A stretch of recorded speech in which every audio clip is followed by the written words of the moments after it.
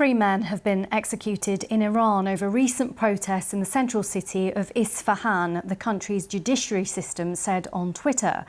They were sentenced to death over the killing of 3 members of the Basij parliamentary force during demonstrations following the death of Mahsa Amini.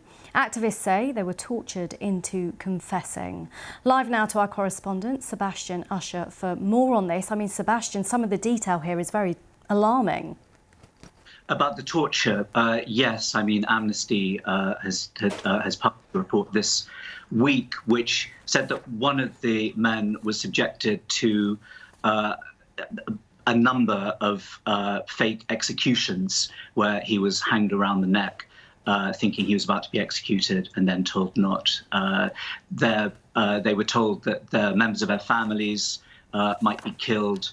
Another one of the men was hung supposedly by his ankles upside down. So they were, almost certainly it would seem that they were put through a series of torture that resulted in confessions.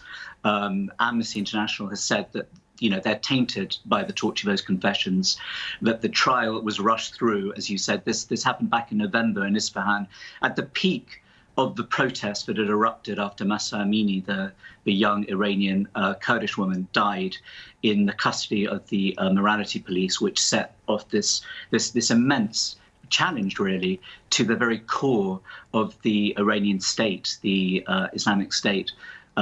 So the feeling is that this is a message, again, to the protesters, which the protests have largely faded on the streets, but there are still many gestures that are being made online and elsewhere by people in support of the demands that were made to ease the restrictions on women, the hijab particularly, but many other issues too. That's continuing.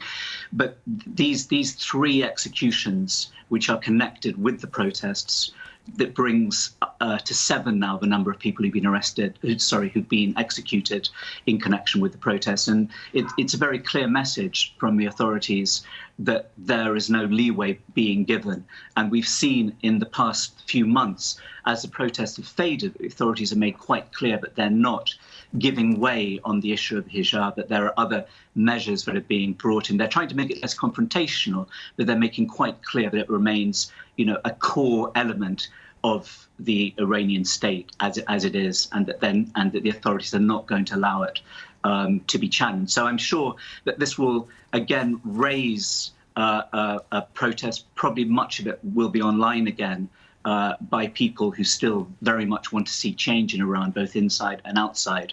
But I don't think it would lead to another wave of mass protest on the streets for now. Thanks for that, Sebastian Usher, reporting there.